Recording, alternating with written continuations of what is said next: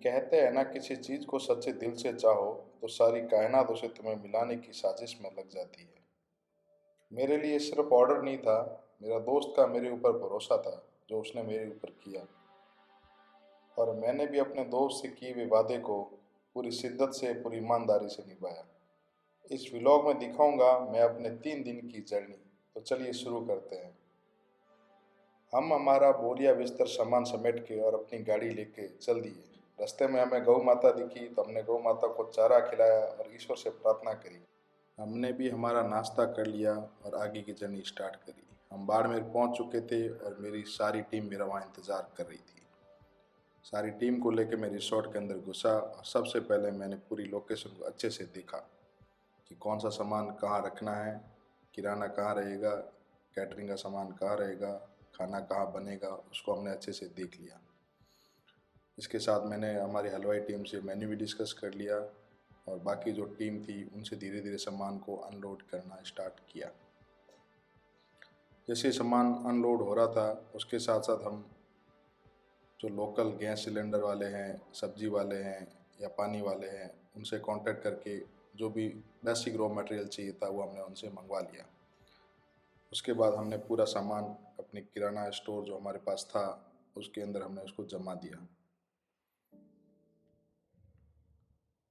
उसके बाद में हमने जो कैटरिंग की डिस्प्ले वगैरह थी उसको अच्छे से चेक किया। हम कुछ फ्रीज वगैरह भी साथ लेके आए थे क्योंकि हमें पता था कि गर्मी ज़्यादा है तो दूध वगैरह ख़राब भी हो सकता है। हमें ये पूरी मशक्क़त में 3 से 4 घंटे लग चुके थे और हमें शाम के खाने की तैयारी भी करनी थी। तो लगभग हमारा सारा मटेरियल रेडी था। बस हम हमारी हलवाई टीम से सारा डिस्कशन करके मटेरियल को बाहर निकलवा के शाम के खाने की तैयारी में लग गए। खाने की तैयारी हमने सबसे पहले ईश्वर को याद करके करी और एक हमारे साथ गुरु महाराज थे, उन्होंने मेरे को और फूफा जी को राखी बांधी और तिलक लगाया और ईश्वर से प्रार्थना करी कि आपका काम अच्छा हो, शुभ हो। बस फिर क्या था, फिर ईश्वर का नाम लेके हम भी मैदान में कूद पड़े और हमने धीरे धीरे दूध को फाड़ के दूध का छेना बनाना चालू किया और हम दूध से बनने वाली सारी मिठाइयाँ तैयार करने लगे। हमारे पास मटेरियल की कोई कमी नहीं थी, हमारे पास सारा फ्रेश मटेरियल था और हमारी टीम पूरी तरह रेडी थी। हमारी पूरी टीम एक साथ लग चुकी थी, सबको अपना अपना काम समझा दिया गया था। सब अपना काम बड़ी ईमानदारी से और बहुत सफाई से कर रहे थे। किसी भी तरह की कोई गलती यहाँ पर बर्दाश्त नहीं थी। मैंने और फूफा जी ने पूरी टीम को कैसे काम करना है उनको 3 दिन का पूरा टास्क अच्छे से समझा दिया कि कोई भी गलती यहाँ पे नहीं होनी चाहिए। 19 तारीख की शाम को तो कम लोगों का खाना था, पर 20 तारीख को थोड़े गेस्ट ज़्यादा होने वाले थे, इसलिए खाने की संख्या बढ़ने वाली थी। इसलिए हम रात भर उस खाना बनाने की प्रोसेस में लगे रहे। रात भर मिठाइयाँ बनती रही, हलवाई अपना काम करते रहे।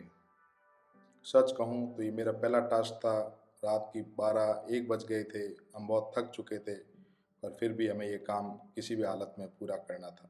दोस्त के तरफ से भी मुझे एक अच्छा सा रूम दे दिया गया था, तो मैंने एटलीस्ट पहली रात थोड़ा सा आराम कर लिया था क्योंकि मुझे पता था इसके बाद मुझे आराम करने का टाइम मिलेगा नहीं। 20 की सुबह हो चुकी थी और हमने इसकी शुरुआत चाय बनाकर की। सारे स्टाफ और गेस्ट को चाय पिलाकर हम 20 तारीख की तैयारी में जुट गए और इसी के साथ हमने 20 तारीख का गेस्ट को नाश्ता करवाया। नाश्ता बहुत ही अच्छा था। हमारी टीमें लग चुकी थी, सारे डिस्प्ले काउंटर लगने स्टार्ट हो गए थे। जैसे ही सब गेस्ट ने नाश्ता किया उसके बाद मैंने और फूफा जी ने भी नाश्ता किया। शादी का माहौल था, फंक्शन की कोई कमी नहीं थी, बहुत सारे फंक्शन चल रहे थे और बैक टू बैक हमें बहुत सारी सर्विसेज देनी थी। अगर मैं मेन्यू की बात करूं तो पूरे 3 दिन के खाने के अंदर कम से कम 150 से ऊपर मेन्यू आइटम थे और हमारी हलवाई टीम पूरी तरीके से रेडी थी। उनको कोई भी आइटम बोलो और वो बनाने के लिए बिल्कुल रेडी थे।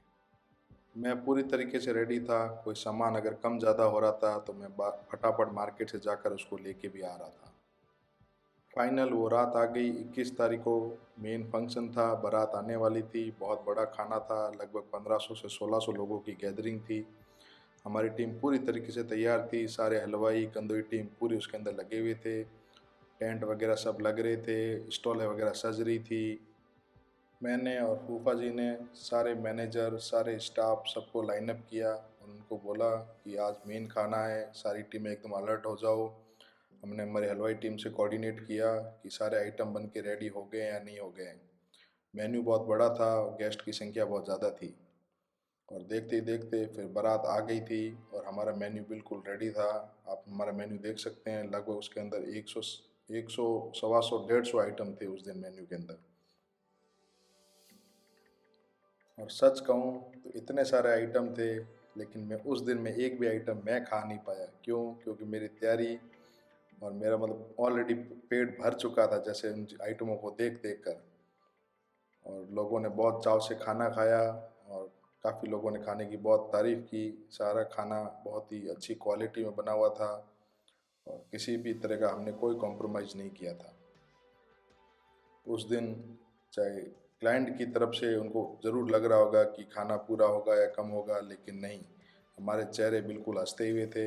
हमें पूरा कॉन्फिडेंस था कि हमारे तैयारी पूरी है, हमारे किसी भी चीज़ में कोई कमी नहीं है। चाहे गेस्ट अगर 500 बढ़ भी जाए उस दिन, तो भी हमें इतना विश्वास था कि आज खाना कम नहीं पड़ेगा। खाने में आप देख रहे हैं बहुत सारी वैरायटीज़ है। उसके अंदर हमने एक मारवाड़ी ढाबा ऐड किया था, बिल्कुल अच्छा मारवाड़ी देसी ढाबा था, जिसके अंदर हमारे मारवाड़ा राजस्थान की सारे आइटम्स उसके अंदर हमने ऐड करने की कोशिश की थी। तो इसी के साथ ये मेरा व्लॉग है जो अब बिल्कुल ख़त्म होने वाला है। आप इस पूरी जर्नी को देख सकते हैं। हमारी जो कैटरिंग है उसका नाम था श्री पाल बालाजी, और जैसे बालाजी की कृपा हमारे ऊपर बनी रहे, उसी तरह हम कोशिश करेंगे कि उनके आशीर्वाद से हम आगे इसी तरह बढ़ते रहें, करते रहें। और अगर आप लोगों को भी मेरी सर्विस, मेरी मेहनत अच्छी लगी हो और आप लोगों को लगे कि हाँ ये अच्छा काम कर सकता है, तो हमें एक बार सेवा का मौका ज़रूर दीजिए। धन्यवाद। इसी के साथ मैं आपका दोस्त गिप्पी गिरवर।